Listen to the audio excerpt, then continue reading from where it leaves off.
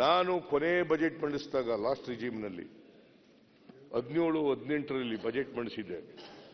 ಆ ಬಜೆಟ್ನಲ್ಲಿ SCP TSP 30,000 ಕೋಟಿ ಇತ್ತು. ಇವರು ಬಂದು 26,000 ಕೋಟಿಗೆ ಮಾಡಿಬಿಟ್ರು. ಅದನ್ನು 26,000 ಕೋಟಿಗೆ ಮಾಡಿದ್ರು.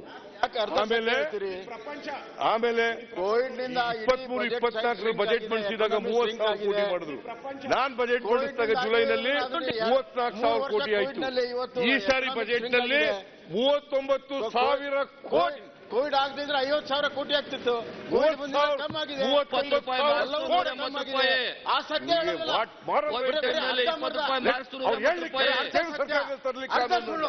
ಕೇಂದ್ರ ಸರ್ಕಾರದ ತರಲಿ SCP TSP ಆಕ್ಟ್ ಅನ್ನ ಕೇಸ್ ತರಲಿ. ಏನ್ರಿ ಮುನಿಯಪ್ಪ ಮಾಡಿಸಿ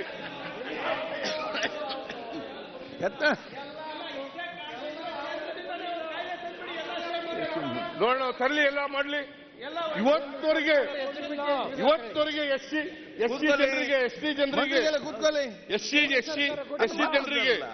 ರಿಸರ್ವೇಶನ್ ಇನ್ ಪ್ರಮೋಷನ್ ತಂದಿಲ್ಲ. ಬಸಂತ ಕೂತ್ಕೊಳ್ಳಿ. Karnataka is the first state in the country to bring such an act. ಹೌದು, ಮಾಡ್ಲಿ ಅವರು. ನೋಡೋಣ, ಏನ್ ದಲಿತರ ಹೆಸರು ಹೇಳ್ಬಿಟ್ಟ ತಕ್ಷಣ ಆಗುತ್ತದ ಅವ್ರ ಉದ್ಧಾರ? ನಾವು ಕಾನೂನು ತಗೊಬಂದು SC ST ಜನರಿಗೆ, ಬ್ಯಾಕ್ವರ್ಡ್ ಕ್ಲಾಸ್ನವರಿಗೆ ಕಾಂಟ್ರಾಕ್ಟ್ ನಲ್ಲಿ ರಿಸರ್ವೇಶನ್ ತಗೊಬಂದು ಅದಕ್ಕೆ ಕಾನೂನು ತಗೊಬಂದು ಇವ್ರು ಮಾಡಿದಾರ? ದೇಶದಲ್ಲಿ ತರಲಿ, ದೇಶದಲ್ಲಿ ತಗೊಬರ್ಲಿ, ನೋಡೋಣ. ಮಾಡಿಲ್ಲ. ಬರೀ ಮಾತಾಡಿದ್ರೆ ಏನ್ ಪ್ರಯೋಜನ? SC ಜನರ ಬಗ್ಗೆ, ST ಜನರ ಬಗ್ಗೆ, ಅಲ್ಪಸಂಖ್ಯಾತರ ಬಗ್ಗೆ ಮಾತಾಡ್ತಾರೆ. ಸಬ್ಕ ಸಾಥ್ ಸಬ್ಕ ವಿಕಾಸ್ ಏನು ಹೇಳಕ್ಕ, ಭಾಷಣ ಹೇಳಕ್ಕ ಸರ್? ರಾಜ್ಯದ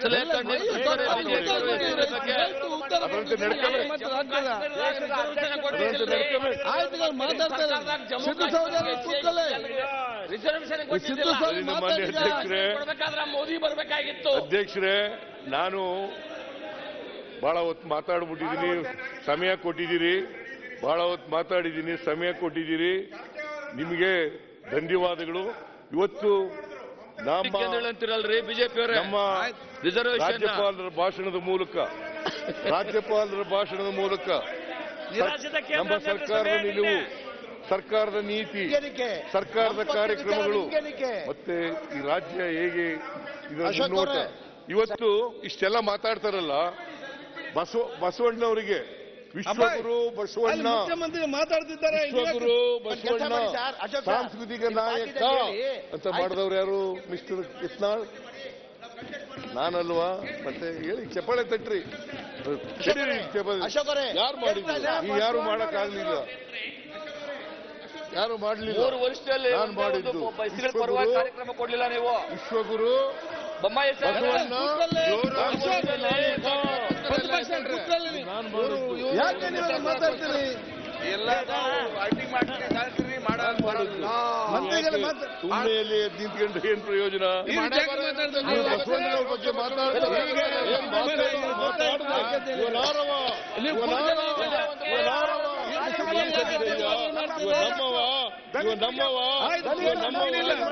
ನನ್ನ ಮನೆಯ ಮಗನೆಂದು ಇದರಲ್ಲಿ ನಂಬಿಕೆ ಇಟ್ಕೊಂಡಿದ್ದವ್ರು ನಾವು. ಇವ್ರು ಬಾರಿ ಬಾಯಿ ಮಾತು ಕಿತ್ತೂರಾಣಿ ಒಂದೇ ಒಂದು ಅಭಿವೃದ್ಧಿ ಕಾರ್ಯ ಮಾಡಿಲ್ಲ. ಮಾನ್ಯ ಅಧ್ಯಕ್ಷರೇ, ಇವರು ಕರ್ನಾಟಕದಲ್ಲಿ ಬರ ಬಂದಿದೆ. ಈಗ ಸುಳ್ಳು ಬಜೆಟ್ ಅನ್ನ ಸಿದ್ದರಾಮಯ್ಯನವರು ಕರ್ನಾಟಕದಲ್ಲಿ ಬರ ಬಂದಿದೆ. ಈಗ ರಾಜ್ಯಪಾಲರ ಭಾಷಣಕ್ಕೆ ಅವರು ಏನ್ ಹೇಳ್ಬೇಕಾಯ್ತು ಅದನ್ನ ಹೇಳಿಲ್ಲ.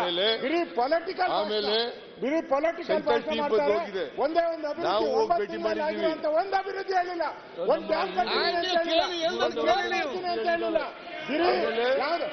ಆಮೇಲೆ ನಾನು ಹೋಗಿ ಭೇಟಿ ಮಾಡಿದ್ದೀನಿ, ಪ್ರೈಮ್ ಮಿನಿಸ್ಟರ್ ಭೇಟಿ ಮಾಡಿದ್ದೀನಿ. ಇವತ್ತವರೆಗೆ 4 ತಿಂಗಳಾಯ್ತು, ಒಂದು ದಿನ ಮೀಟಿಂಗ್ ಮಾಡಿ, ಒಂದೇ ಒಂದು ಮೀಟಿಂಗ್ ಮಾಡಿಲ್ಲ. ನಾಚಿಕೆ ಆಗ್ಬಿಟ್ಟು ಹೋಯ್ತಾ ಇದ್ದಾರೆ, ನಾಚಿಕೆ ಆಗ್ಬಿಟ್ಟು ಹೋಯ್ತಾ ಇದ್ದಾರೆ, ನಾಚಿಕೆ ಆಗ್ಬಿಟ್ಟು ಹೋಯ್ತಾ ಇದ್ದಾರೆ, ನಾಚಿಕೆ ಆಗ್ಬಿಟ್ಟು ಹೋಯ್ತಾ ಇದ್ದಾರೆ. ನಾಚಿಕೆ ನೀವೆಲ್ಲ ನಾಚಿಕೆ ಆಗ್ಬೇಕು ನಿಮ್ಗೆ, ನಾಚಿಕೆ ಆಗ್ಬೇಕು ನಿಮ್ಗೆ, ನಾಚಿಕೆ ಆಗ್ಬೇಕು ನಿಮ್ಗೆ. ಈ ಯತ್ನಾಳ್ ಬರೀ ಬಾಯಿ ಹೊಡಿತಾರೆ. ಸಾಂಸ್ಕೃತಿಕ ನಾಯಕ ಮಾಡಿದವ್ರು ಯಾರು? ಬಸವಣ್ಣ ಸಾಂಸ್ಕೃತಿಕ ನಾಯಕ ಅಂತ ಮಾಡಿದವ್ರು ಯಾರು? ಇದೇ ಯಡಿಯೂರಪ್ಪ ಮಾಡಲಿಲ್ಲ, ಬಸವರಾಜ ಬೊಮ್ಮಾಯಿ ಮಾಡಲಿಲ್ಲ, ಜಗದೀಶ್ ಶೆಟ್ಟರ್ ಮಾಡಲಿಲ್ಲ, ನಾವು ಮಾಡುದು. ಬರ ಬಂತು ಮೊನ್ನೆ. ಬಾಮೈಲಿ ಈ ಕಡೆ ಸನ್ಮಾನ್ಯ ಅಧ್ಯಕ್ಷ, ಬರ ಬಂದು 240 ತಾಲೂಕುಗಳಲ್ಲಿ 223 ತಾಲೂಕುಗಳಲ್ಲಿ ಬರ ಅಂತ ಡಿಕ್ಲೇರ್ ಮಾಡಿದ್ದೀವಿ. 196 ತಾಲೂಕುಗಳು ಅದಕ್ಕೆ ಹೆಚ್ಚು ಬರಗಾಲ ಬಂದಿದೆ ಅಂತ ಡಿಕ್ಲೇರ್ ಮಾಡಿದ್ದೀವಿ.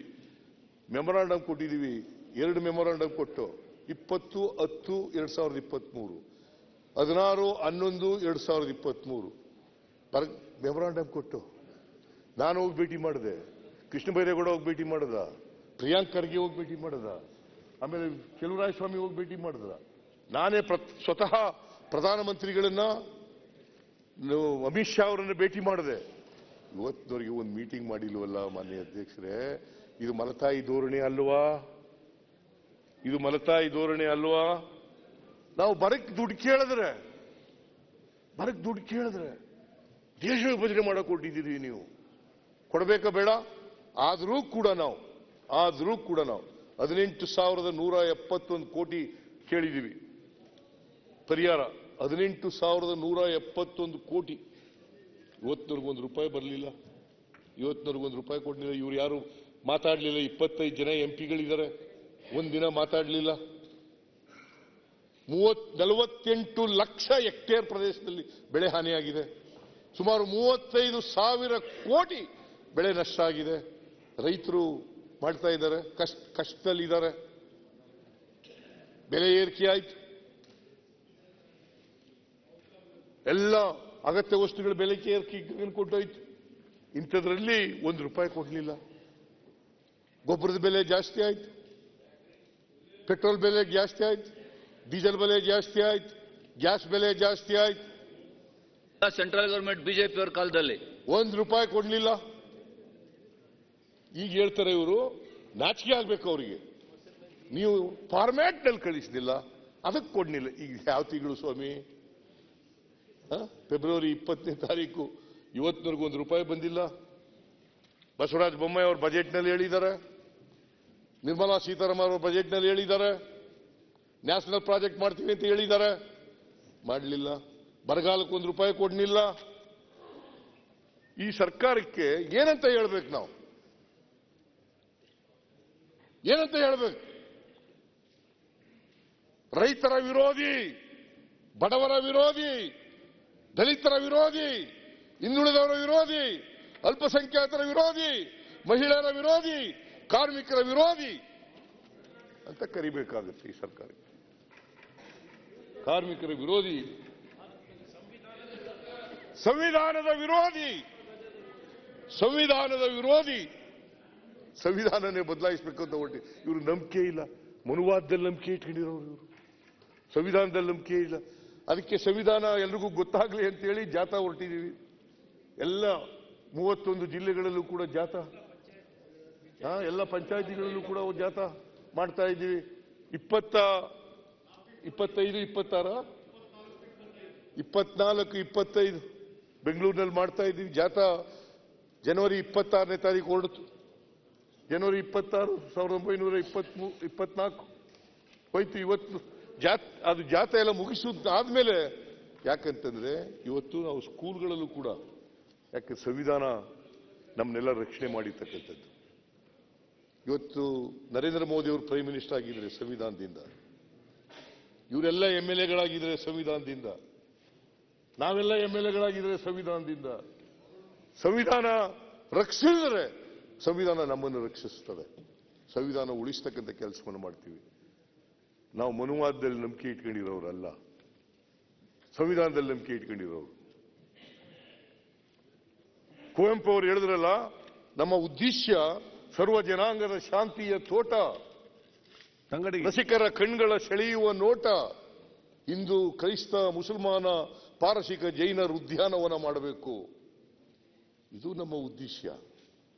ಅದಕ್ಕೋಸ್ಕರ ಕಳೆದ 9 ತಿಂಗಳಲ್ಲಿ ಎಲ್ಲ ವರ್ಗದ ಜನರು ಯಾರು ಅವಕಾಶಗಳಿಂದ ವಂಚಿತರಾಗಿರ್ತಕ್ಕಂಥ ಜನ ಯಾರಿದ್ರು ಆ ಜನರಿಗೆ ಬಾಬಾ ಸಾಹೇಬ್ ಅಂಬೇಡ್ಕರ್ ಅವರು ಒಂದು ಮಾತು ಹೇಳಿದ್ದಾರೆ. ನವೆಂಬರ್ 25, 1949 ಕಾನ್ಸ್ಟಿಟ್ಯೂಂಟ್ ಅಸೆಂಬ್ಲಿನಲ್ಲಿ ಒಂದು ಮಾತು ಹೇಳಿದ್ದಾರೆ.